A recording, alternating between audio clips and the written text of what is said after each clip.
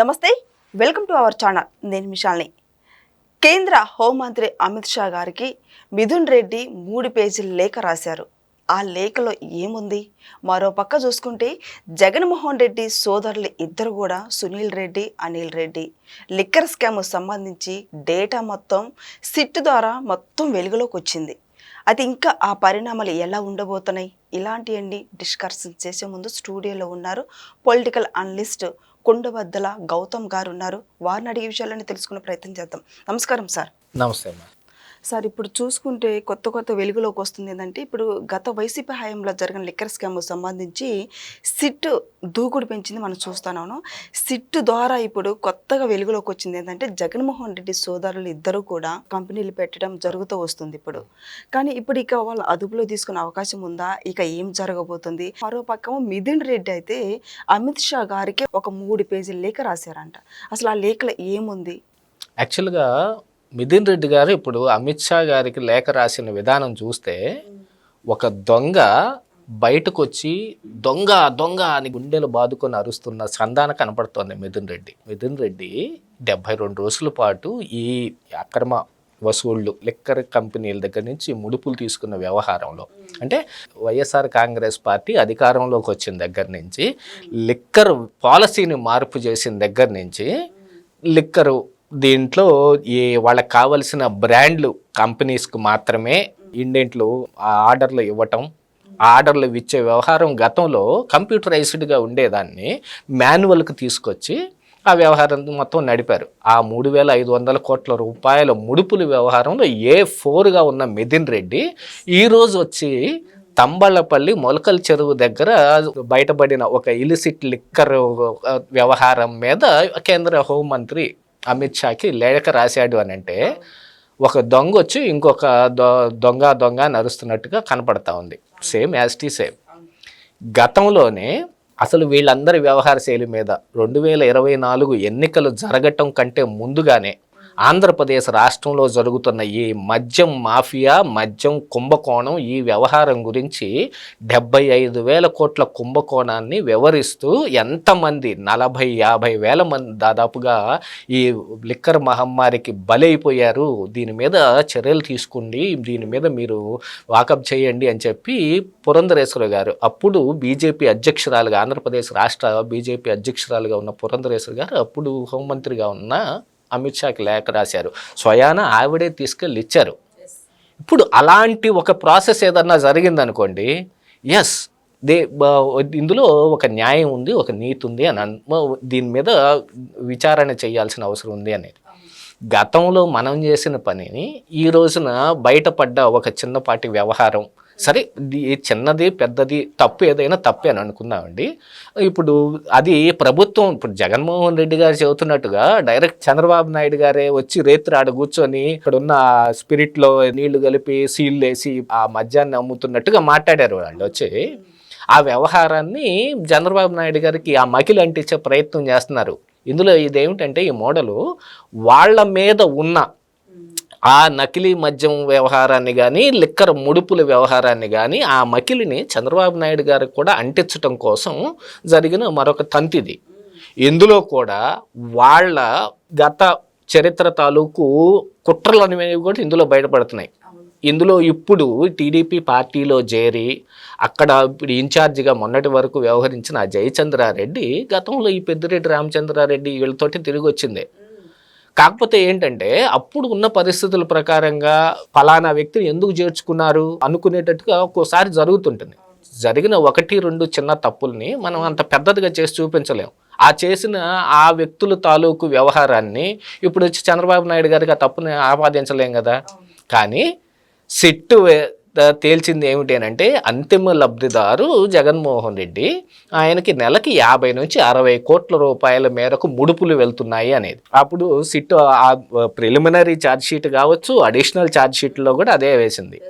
ఈ రోజున మరి మిథున్ రెడ్డికి వచ్చిన బెయిల్ వ్యవహారం ఒకసారి మనం గుర్తు తెచ్చుకుంటే, ఇప్పుడు మిథున్ రెడ్డి ఏ వ్యవహారం మీదనైతే ఇలిసిట్ లిక్కర్ మీద మంత్రి అమిత్ షాకి రాశాడో, అలాంటి కుంభకోణంలో అరెస్ట్ అయ్యి బయటకు రావడానికి మిథున్ రెడ్డి చేసిన ప్రయత్నాలు ఏమిటనేది సిద్ధార్థ లోతురా గారు నిన్న బయట పెట్టారు.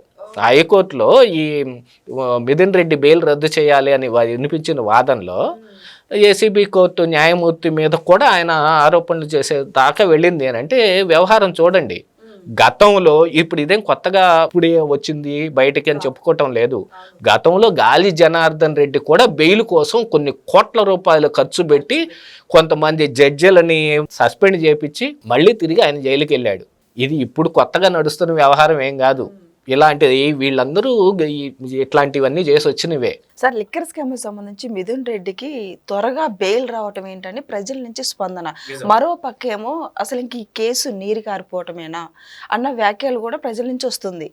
అసలు ఎందుకు ఇంత త్వరగా వచ్చిందంటే ఏం చెప్తారు సార్ మిథున్ రెడ్డికి బెయిల్? యాక్చువల్గా మిథున్ రెడ్డి గారికి బెయిల్ రావటానికి ఉన్న ప్రాసెస్లో దీనికంటే ముందుగా బెయిల్ వచ్చిన ఇంకో ముగ్గురు సంగతి మాట్లాడుకుందాం. కృష్ణమోహన్ రెడ్డి, ధనుంజయ రెడ్డి, గోవిందప్ప బాలాజీ. వాళ్ళకేమో ఛార్జ్ షీట్ వెయ్యలేదు కాబట్టి డిఫాల్ట్ బెయిల్ గ్రాంట్ చేస్తారు. మిథున్ రెడ్డి బెయిల్ వ్యవహారం వచ్చేటప్పటికి కేసు దర్యాప్తు అంతా అయిపోయింది, ఛార్జ్ షీట్ కూడా వేశారు కదా, ఇక వాళ్ళకి బెయిల్ ఇవ్వచ్చు అని ఇక్కడ వ్యాఖ్యానించడం జరుగుతుంది. ఆ ముగ్గురు బెయిల్ విషయం వచ్చేటప్పటికేమో డిఫాల్ట్ బెయిల్ అవుతుంది. ఈ మిథున్ రెడ్డి బెయిల్ వచ్చేటప్పటికేమో కేసు దర్యాప్తు పూర్తయిపోయింది అన్నట్టుగా వస్తుంది. దాంతోపాటుగా గూగుల్ టేక్అవుట్లు కానీ మిగతా ప్రాథమికంగా ఉన్న ఆధారాలని వేటిని పరిగణలోకి తీసుకోలేదు జడ్జి గారు. అందుకోసమని సిద్ధార్థ లుద్రా గారు హైకోర్టులో గట్టిగా ఆ న్యాయమూర్తి మీద కూడా కొన్ని వ్యాఖ్యలు చేయాల్సిన అవసరం ఏర్పడింది. ఎందుకంటే న్యాయస్థానంలో అందరూ కరెక్ట్గానే ఉంటారు, జడ్జిలందరూ పరమ నీతిమంతులు, గంగాజల పునీతులు అని చెప్పుకుంటానికి ఏమైనా ఉందా? ఎందుకంటే మనం మొన్ననే చూసాం ఢిల్లీలో ఫైర్ యాక్సిడెంట్లో నోట్ల కట్టలు బయటపడ్డ జడ్జి గారి ఇంట్లో. ఆ వ్యవహారం ఎక్కడి నుంచి జరిగిందండి? గాలి జనార్దన్ రెడ్డి బెయిల్ వ్యవహారంలో ఎంతమంది జడ్జీలని వాళ్ళు ప్రలోభ పెట్టి ఎంతమందికి డబ్బులు ఇచ్చారు? ఆ వ్యవహారం చూడలేదా? ఎందుకంటే జడ్జి కూడా ఒక మనిషే కాబట్టి. జడ్జి స్థానంలో ఉన్నప్పుడు జడ్జి గారు వేరే ఉంటారేమో కానీ బయట బాహ్య ప్రపంచానికి వచ్చేటప్పటికి ఆ జడ్జిలు సాధారణ మానవులే. వాళ్ళకి ప్రలోభాలు ఉంటాయి, వాళ్ళకి కుటుంబాలు ఉంటాయి, వాళ్ళకి ఆశలు ఉంటాయి, వాళ్ళకి వాంఛలు కోరికలు ఉంటాయి. హనీ ట్రాప్స్ చేయొచ్చు, మనీ ట్రాప్స్ చేయొచ్చు, బెదిరింపులకి భయపడవచ్చు, ఏమైనా జరగవచ్చు. అలాంటివన్నీ జరిగే అవకాశం ఉంది. కాబట్టి ఇప్పుడు జరిగిన వ్యవహారాన్ని, ఎందుకంటే మిథున్ రెడ్డికి బెయిల్ వచ్చింది అనగానే ఇందాక మీరు అన్నట్టుగా కేసు నీరు గారిపోతుందేమో అనే అనుమానం ప్రజల్లో వచ్చింది. దాన్ని ధీటుగా తిప్పికొట్టడం కోసమే నిన్న సిద్ధార్థ లుద్రా గారు ఈ మాట మాట్లాడాల్సి వచ్చింది. ఎందుకంటే ఇందులో ప్రభుత్వం యొక్క లీగల్ టీం ఫెయిల్యూర్ చాలా ఉంది అని చాలా మంది విశ్లేషకులు విశ్లేషించారు. ఒక సమయంలో అది నమ్మాల్సిన పరిస్థితి కూడా ఏర్పడింది. ఎందుకంటే అప్పటి వరకు వాదించిన లీగల్ టీంని పక్కన పెట్టేసి బెయిల్ వచ్చిన సమయానికి ఏజీ గారు వెళ్ళి వాదించారు ఏసీబీ కోర్టుకి. ఇదేదో ఒక గూడు పుటాని జరుగుతుందేమో. ఎందుకంటే కోయిన్సిడెన్స్లో ఒక్కొక్కసారి ఏమవుతాయంటే యాదృచ్ఛికంగా జరిగిన సంఘటనలు కూడా వాంఛనీయంగా కుట్రపూరితంగా జరిగిన విధంగా కనపడుతుంటాయి. అలాంటి దాన్ని ఇప్పుడు నివారించడం కోసం జరిగితే ఇప్పుడు మిథున్ రెడ్డి కొన్ని అభూత కల్పనలతోటి ఆయన అమిత్ షాకు ఒక లేఖ రాస్తాడు.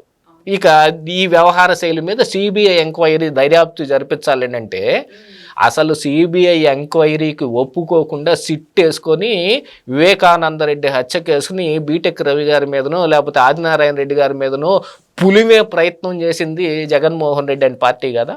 సునీత గారు పట్టుబట్టి సిబిఐ ఎంక్వైరీ వేయించుకున్నారు కాబట్టి ఈరోజు అవినాష్ రెడ్డి వీళ్ళ వ్యవహారం అంతా బయటకు వచ్చింది. బాహ్య ప్రపంచానికి వివేకానంద రెడ్డి మరణం అనే వార్త తెలియక ముందుగానే జగన్మోహన్ రెడ్డికి తెలుసు అనేది సిబిఐ డైరెక్ట్గా చెప్పింది. అందుకని సిబిఐ వస్తే ఎలా ఉంటుందని వాళ్ళకి తెలుసు కాబట్టి సిబిఐని రానిలేదు.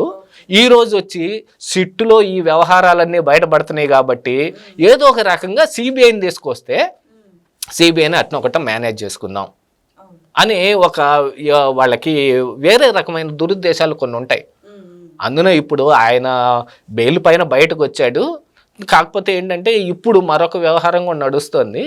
ఈయన కేంద్రంలో ఉన్న పెద్దలతోటి కొంచెం ఏమన్నా మింగిలైపోయే ప్రయత్నాలు ఏమన్నా చేశాడా అనేది కూడా ఒక అనుమానం ఏర్పడింది. ఎందుకంటే మొన్ననే అంతర్జాతీయ ఐక్యరాజ్య సమితి జనరల్ సదస్సుకి 15 మంది ఎంపీలని సెలెక్ట్ చేసిన దాంట్లో పురంధరేశ్వర గారితో పాటు మిథున్ రెడ్డి ఉన్నాడు అనగానే మళ్ళీ అనుమానాలు మొదలవుతాయండి.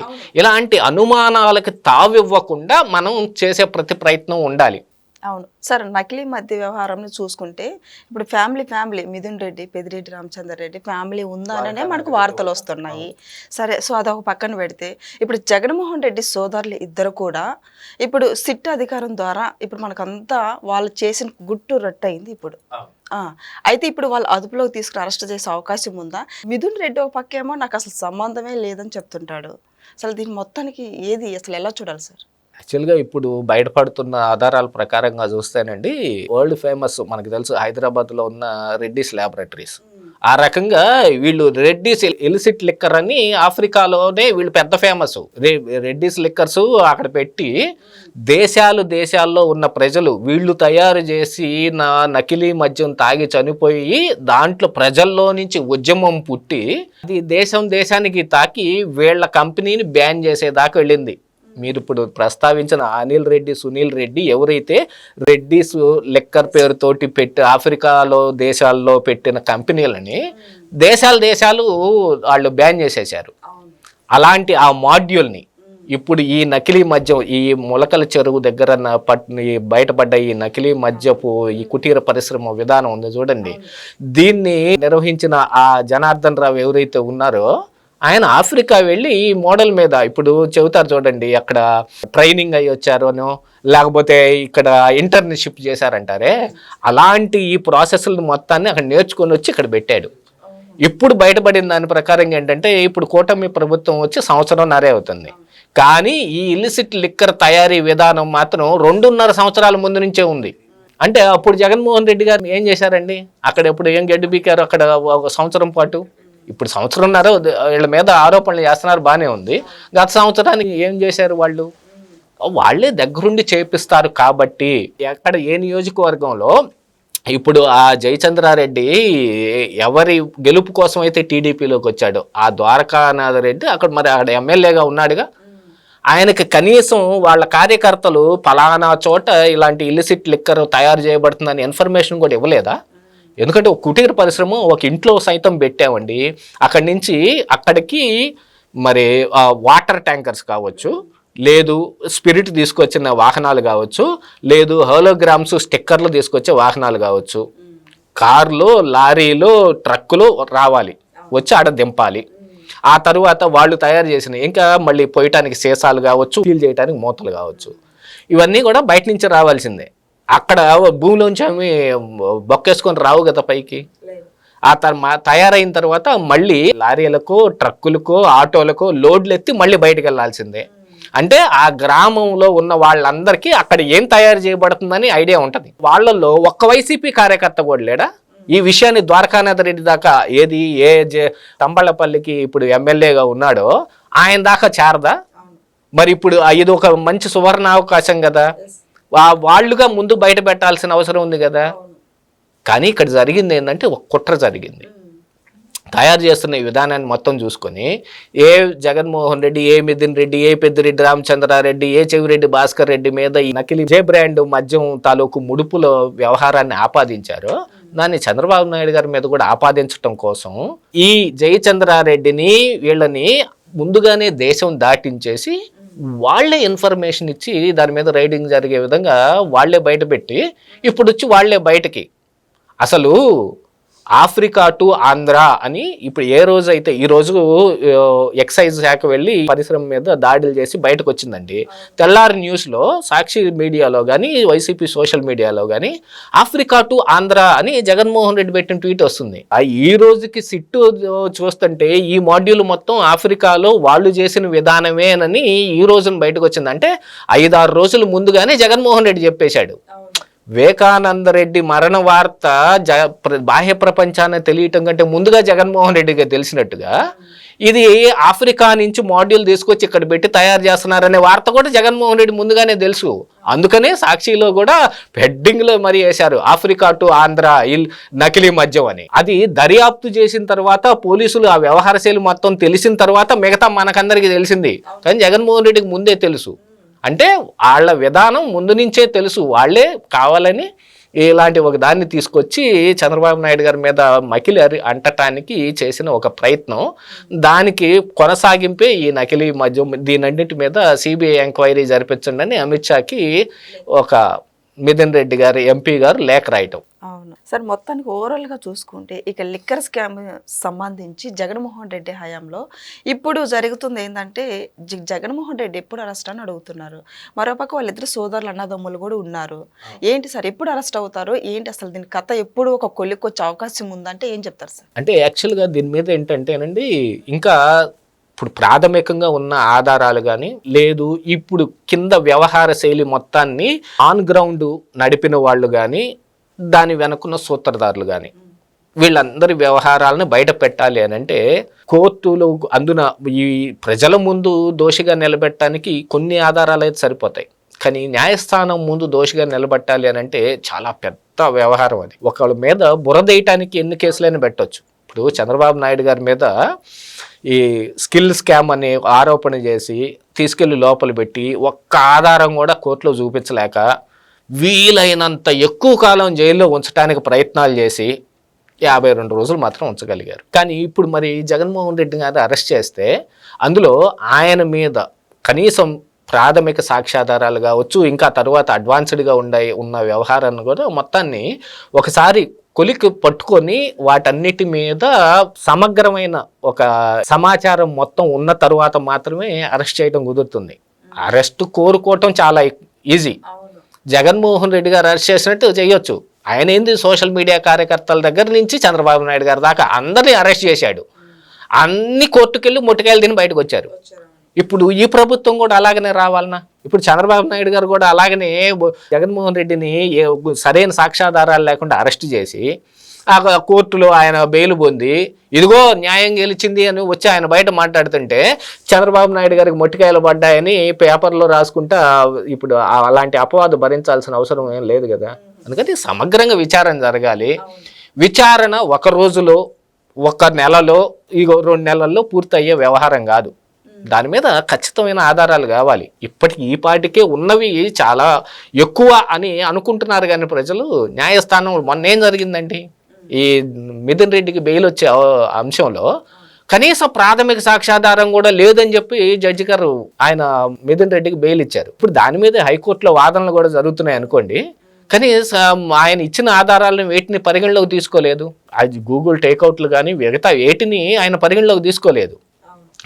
ఇందులో Sajjala Sridhar Reddy company SPY agros నుంచి ఆ డిస్టిలరీస్ నుంచి మిథున్ రెడ్డికి సంబంధించిన కన్స్ట్రక్షన్ కంపెనీకి వెళ్ళిన ముడుపులు కానీ అది మళ్ళీ తిరిగి వచ్చిన వ్యవహారాలను కానీ వీటేటిని పరిగణలోకి తీసుకోలేదంటున్నారు. కానీ వీటన్నిటి మీద ఇంకా ఎక్కువ లోతైన విషయ పరిజ్ఞానం కావాలి, దానికి సరిపోయే ఆధారాలు కావాలి. గ్రౌండ్ లెవెల్లో ఉండే వాళ్ళని పట్టుకోవటం ఈజీ అండి.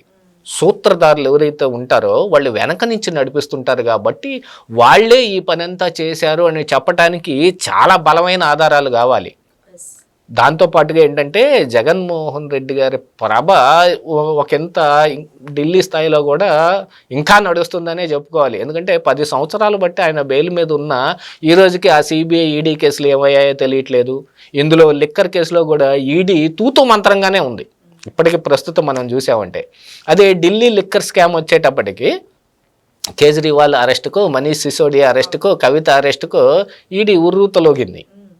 6 నెలల పాటు పెట్టారు. ఈడీ కేసు అయితే ఎక్కువ కాలం ఉంచే అవకాశం ఉంది. అదే సిట్టు ఇప్పుడు సిఐడిఓ కేసు పెట్టింది అనుకోండి, 90 రోజులు డిఫాల్ట్ బెయిల్ అని, లేకపోతే ఛార్జ్ షీట్ వేసేసారను లోకల్ మ్యానిపులేషన్స్ కూడా బోల్డర్ని ఉంటాయి. ఇందులో జడ్జీల మీద మనం ఏదో అపవాదు వేస్తున్నాం అనే దానికంటే కూడా జరిగే ప్రాసెస్ను ఒకసారి అర్థం చేసుకోండి సార్. ఆ జడ్జీలు కూడా ప్రలోభాలకు లొంగొచ్చు, అవకాశం ఉంది కదా. గతంలో అలాంటి తాలూకు వ్యవహారం బయటపడిన దాఖలాలు కూడా చాలా ఉన్నాయి కదా. వీటన్నిటిని దృష్టిలో పెట్టుకొని జగన్మోహన్ రెడ్డి గారిని అరెస్ట్ చేస్తే, ఒకసారి లాక్ చేస్తే లాక్ పక్కాగా ఉండాలి, అప్పుడు కానీ అరెస్ట్ చేయకూడదు.